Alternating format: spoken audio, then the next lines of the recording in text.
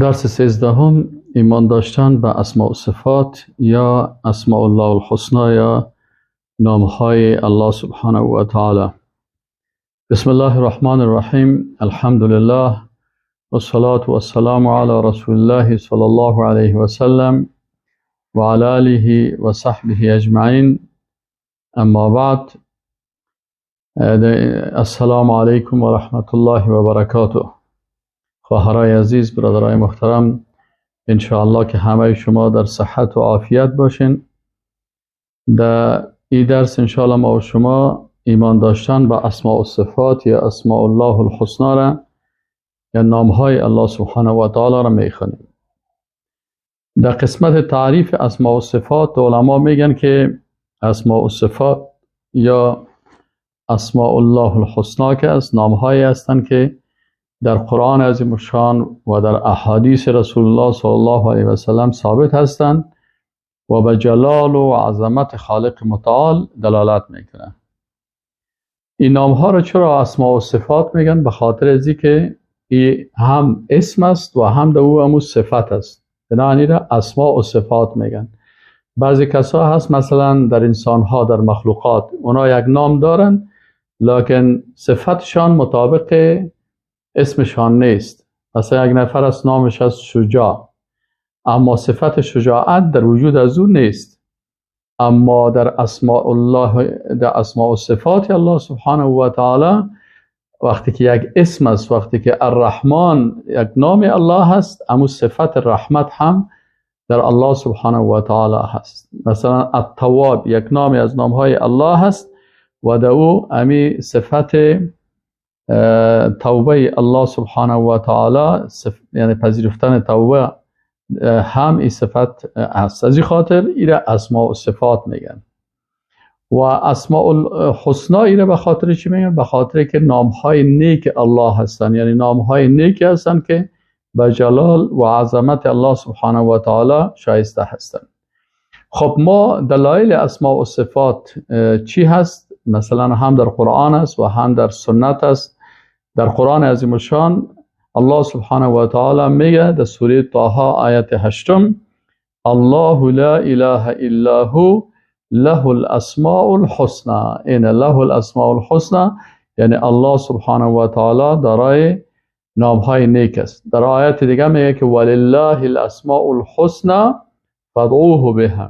الله نامهای نیک داره، شما الله را با امی نامهایش طلب بکنین. یعنی وقتی که مشکل می داشته باشی، سختی می داشته باشی، در هر مشکل مثلا از نامهای الله سبحانه و تعالی مثلا میگی که الله تو تواب هستی، توبه مرا قبول بکن. یا الله تو رحمان و رحیم هستی، بالای ما رحم بکن. یا الله تو غفور هستی و غفار هستی، یه از اسماء و صفاتت است، پس بالای ما مغفرت بکن.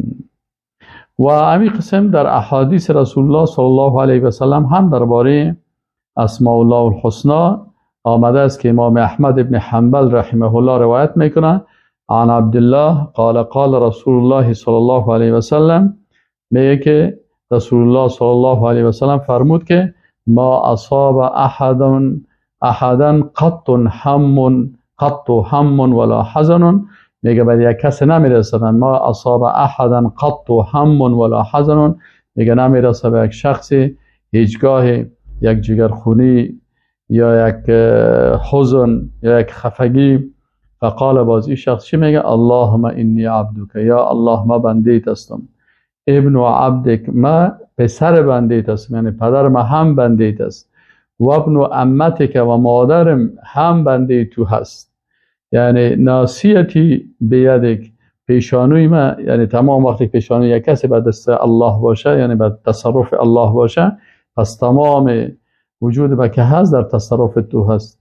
ماذن فی حکمک، یا الله در قسمت ما حکم تو جاری هست. عدل فی قضاک، یا الله قضاوت تو، حکم تو، قضای تو، فیصله تو در قسمت ما عادلانه هست. اسألک بكل اسم هو لک، این جسم میگه من سوال میکنم تو را با تمام نامهایی که تو داریم. پس اینجا سمیت به نفسک، تو ذات تبع او مسما ساختی، او علمته احد من خلقک، یا تعلیم دادی به یکی از بندگانت، او انزلته فی کتابک، یا نازلش کردی در کتابت، او استأثرت به فی علم الغیب عندك، یا او را در علم غیبت حفظ کردی، یعنی هیچ کس خبر ندادی. پس این وقتی که الله را با تمام اسماء الله الحسنا دعا میکنه، باز میگه که ان تجعل القرآن ربیع قلبی، یا الله قلب همین قرآن بر ما یعنی سرچشمه برای قلبم بگردن، یعنی مثل که انسان از چشمه آب میگیره سیراب میشه، قلب ما از قرآن سیراب شود، و نور صدری و روشنی سینه ما شود، و جلاء حزنی و دور کننده جگرخونی ما شود، و ذهاب همی و از بین برنده امو تشویش هایی که من دارم. الا اذهب الله همه، این رسول الله صلی الله علیه و سلم اگر همین قسم دعا بکنه، باز الله متعال چی میکنه؟ تمام امو هم و حزنه و حزن ازوره، یعنی تشویش ازوره و جگرخونی ازوره کلش از بین میبره، و ابدله مکانه فرحا، و در عوضش الله برش چی میده؟ و خوشی برش میده. قال فقیل یا رسول الله الا نتعلمها، یک صحابه بگفتن که یا رسول الله ایرا آیا حفظ نکنیم؟ فقال بلا، گفتن بله شما ایرا یاد بگیرین. ینبغی لمن سمعها ان یتعلمها، هر کسی که میگه شایسته هست هر کسی که میشنوه ایرا یاد بگیرن. پس اینجا اسماء الله سبحانه و تعالی در اینجا بیان شد. خب اینجا چند قسم نام های الله بیان شد؟ یعنی بیان شد نام های الله که مثلا بعضی از این نام ها که است الله رسول الله صلی الله علیه و سلم اینجا تقسیما اقسام نام های الله را بیان کرد که چند قسم است. گفت که یک تعداد از این نام ها هست که علمته احدا، نام های است که یا الله تو را به خودم به او مسما کردی. علمته احدا من خلقک، یکی از مخلوقات تا تعلیم دادی، مثلا برای ملائکه، برای بعضی از پیغمبران بعضی نام های خود الله متعال گفته، یک قسم نام های الله شد. یک تعداد نام های دیگه هست که گفته ام انزلته فی کتابک، یا در کتاب تو را نازل کردی. دو قسم. او استأثرت به فی علم الغیب عندك، یا الله مثلا بعضی نام ها هست که الله متعال رو در علم غیب خود حفظ کرده. پس یک کسی سوال میکنه خیلی تعدادی اسماء الله الحسنا چه شد؟ ما میگیم یک تعداد چه برای بعضی از بنده های خود گفته که مثلا ما خبر نداریم، یک تعداد قرآن و سنت هستن که ما و شما خبر داریم، یک تعداد دیگه از که الله متعال در علم غیب خود حفظ کردن. پس ما تعداد اسماء الله الحسنا را نمیفهمیم. خب میگن اینجا یک حدیث است که در این حدیث گفته رسول الله صلی الله علیه و سلم، و حدیث هم در صحیح بخاری هست که عن ابی هریره ان رسول الله صلی الله علیه و سلم قال ان لله 99 اسما. گفت اینجا گفته هست که الله متعال 99 نام داره، 100 الا واحدا، یعنی یکم 100. من احصاها دخل الجنه، کسی که احصایه کرد یعنی یاد گرفت، حفظ کرد، معنایش فهمید، مطابق از عمل کرد، مطابق از زندگی کرد، این داخل جنت میشه. خب میگه اینجا 99 گفته شده است. اینجا علما میگن که بله این درست است، این 99 نام الله هست، لکن این نام های الله سبحانه و تعالی، این 99 نامی که است، این همون نام های الله هستن که چی شدن؟ این همون نام های الله هستن که در قرآن و سنت ذکر شده است. اما تمام این نام ها که اگر ما و شما خواسته باشیم که کل از اینا را چی کنیم، کل از این نام ها را مثلا کلش را بخوایم، باز کلش بسیار تعداد زیاد است. این 99 که هست، این فقط این 99 همون نام های هستن که برای ما و شما در قرآن و سنت ذکر شده هست. این کلش نیست، این همون تعدادی هست که در قرآن و سنت برای ما و شما گفته شده هست. خب میم در قسمت نقطه دیگه که چی هسته؟ خب در قسمت نام های الله سبحانه و تعالی، خب دلایلش ما و شما در این علم در اقوال علما چی میگن در قسمت نام های الله سبحانه و تعالی؟ در قسمت نام های الله سبحانه و تعالی علمای کرام هم اقوالی دارن. اقوال علما در این راستا چی هست؟ علامه ابوبکر جرجانی رحمه الله میگه که و انه مدعو به اسمائه، یعنی میگه الله طلب میشه با نامهاش، موصوف به صفاتی، وصف کرده شده هست با صفاتش. یعنی الله دارای اسما و صفات است. و علامه ذهبی میگه که ان کل اسم من اسماء الله متضمن لصفته میگه هر نامی از نامهای الله شامل امو صفت هم است. و عبدالعزیز ناصر عقل ای میگه فهو عظیم فی کل شیء، یعنی میگه الله ذات با عظمت است، عظیم فی ذاته و فی اسمائه و صفاته، یعنی الله سبحانه و تعالی در ذاتش و در صفاتش و در نامهایش در کل ازی ذات با عظمت است. خب میم ارزش و منفعت شناختن اسماء الله الحسنی. اینا اگر یک کسی همین نامهای الله را میشناسه این چی ارزش داره و چی منفعت داره؟ اول شناختن اسماء الله الحسنی اطاعت از حکم الله هست. یعنی وقتی که ما نامهای الله را میشناسیم به این معنا هست که ما از حکم الله اطاعت کردیم. الله متعال میگه فاعلموا ان الله عزیز حکیم، یعنی فعلم و علم داشته باشین ان الله، یقینا که الله سبحانه و تعالی عزیزون یک نام الله هست. این علم داشته باشین که این نام الله را که عزیز است یعنی ذات عزتمند که صاحب غلبه هست، و حکیم و ذات که حاکم با حکمت است. پس اینجا الله امر کرده. امر دلیل به چی میشه؟ و وجوب میکنه که فرض است. پس وقتی که انسان نامهای الله را یاد میگیره در حقیقت یک فرض، یک واجبی که بالای ازی هست، این را اطاعت کرده. دوم شناختن نامهای الله سبب تعظیم الله میگردد. یعنی هر قدر که انسان، یکی از علما چی میگه؟ میگه ینبغی للمسلمین ان یعرفوا اسماء الله و تفسیرها، میگه لازم است، شایسته هست برای مسلمان ها که نامهای الله را یاد بگیرن و تفسیر و معنای از این نامها را یاد بگیرن. فیعظم الله حق عظمته، باز اینجا اینال تعظیم بکنه، اینا الله متعال با حق تعظیمش.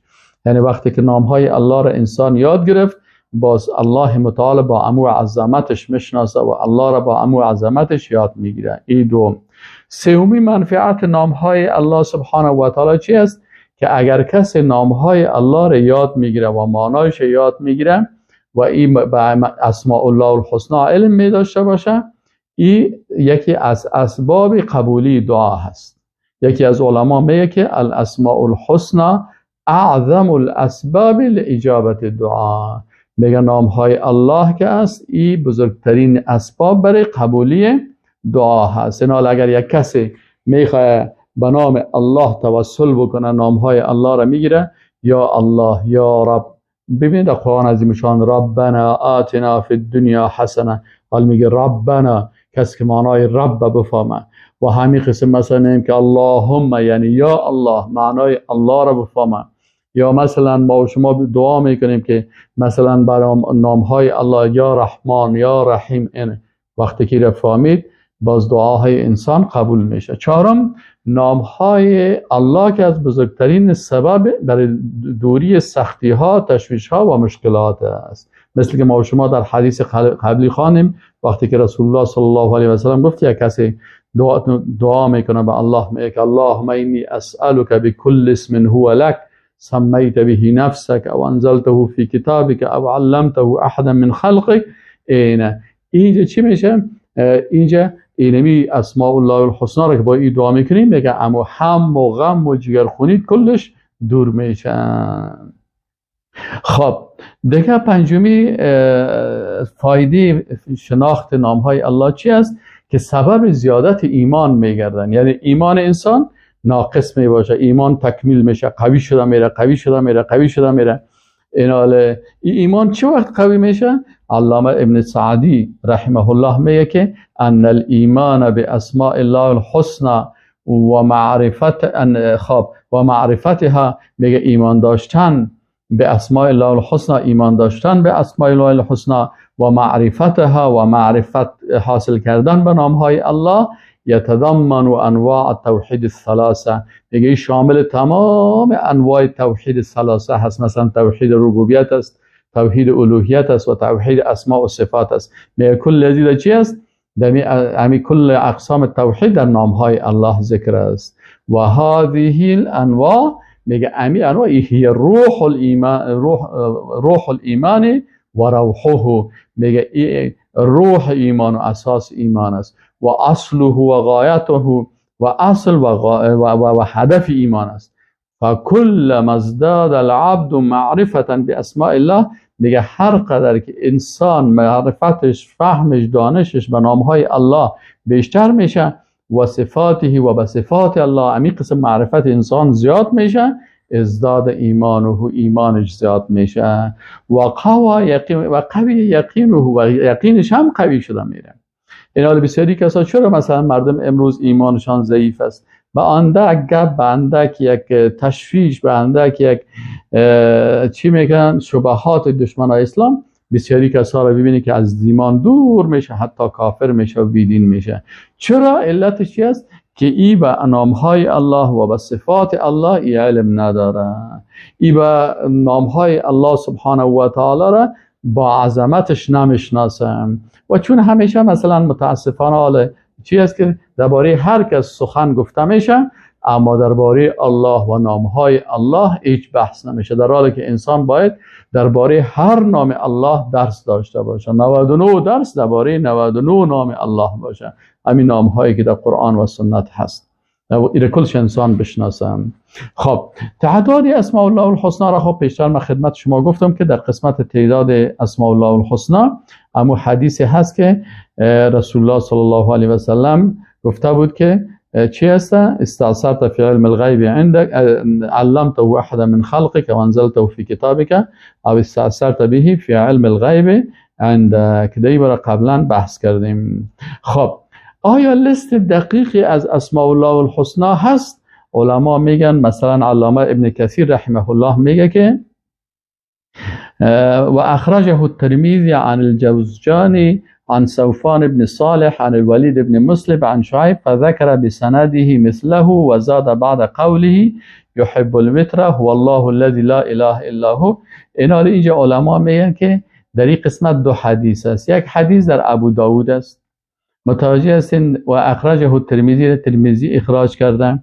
و ابن کثیر میگه فسرد الاسماء که نحو ما تقدم بزیادت و نقصان، میگه این نام هایی که در این احادیث ذکر شده متوجه هستین با زیادت و نقصان. والذی اول علیه جماعت من الحفاظ ان سرد الاسماء فی هذا الحدیث مدرج فیه، میگه ادمی حدیث همین نام هایی که میگه باز ذکر شده، مثلا وقتی که حدیث ذکر شده باز آخرش چی اومده؟ در آخرش گفته که هو الله الذی لا اله الا هو الرحمن الرحیم الملک القدوس، میگه این نام هایی که به این شکلی که در اینجا ذکر شده، میگه این از زیادت چی است؟ انما ذلک کما رواه الولید بن مسلم و عبد الملك ابن محمد الصنعانی عن زهير ابن محمد انه بلغه عن غیر واحد من اهل العلم انهم قالوا ذلك. میری اهل علم گفتن، یا که رسول الله صلی الله علیه و سلم امین 99 نام به ترتیب در حدیث نگفته، یعنی در حدیث صحیح و تو احادیث به ترتیب ذکر نشده که 99 نام آمده باشه، در احادیث مختلف در آیات مختلف ذکر شده است. از این خاطر بعض نام هایی که مثلا در احادیثی که مثلا در ابو داود یا ترمذی اینا ذکر شده و بعضی علما میگن، از این خاطر میگه در این احادیث چند مشکل است. اول مشکلش چی است؟ که مثلا در این احادیث صحیح است ولی لیستی که از نام ها هست او میگه اجتهادی هست، بنابراین او از رسول الله صلی الله علیه و سلم چی است؟ ثابت نیست. در اجتهاد راویا که این اجتهاد کردن هم بعضی چی است؟ خطاها هست. چرا؟ مثلا بعضی از نامهای الله در قرآن و سنت است، در این نامها نیست، و بعضی از نامهای در اینجا ذکر شده که او در قرآن و سنت ثابت نیست، او از بعضی صفات اشتقاق کردن. از این خاطر میگن که این از نامهای الله سبحانه و تعالی که به این شکل 99 نام در احادیث آمده هست بر از این سند دقیق نیست. اقسام اسماء الله الحسنا، این باقی مانده هم درس است. اقسام اسماء الله الحسنا، علمای اسلام نامهای الله سبحانه و تعالی را به اساس تحقیقات در قرآن عظیم شان و احادیث رسول الله صلی الله علیه و سلم تقسیم بندی کردن. بعضیش به اساس الفاظ تقسیم بندی کردن و بعضیش به اساس معنا تقسیم بندی کردن. خب به اساس معنا وقتی که تقسیم کردن، بعضی نامهای هستن که وحدانیت، مثلا ما و شما قسم اولش میخوانیم که بعضی نامهای هستن که وحدانیت الله را در ذاتش، صفاتش، افعالش، عباداتش بیان میکنن، مثل نامهای الواحد، الاحد، الصمد، الوتر. و بعضی قسم دوم نامهایی هستن که به معبود حق دلالت میکنن، یعنی معبود حق الله سبحانه و تعالی هست. اینا مثل الله، الحکیم، الحکم، یعنی ذاتی که اطاعت و عبادت میشه. قسم سوم نامهایی است که قدرت عظمت الله را بیان میکنن. قسم چهارم نامهایی است که خلق کردن الله را بیان میکنن، مجموعه از نامها هستند. قسم پنجم نامهایی هستند که دلالت به علم یا با خبری الله میکنن. و قسم ششم نامهایی است که به رحمت الله سبحانه و تعالی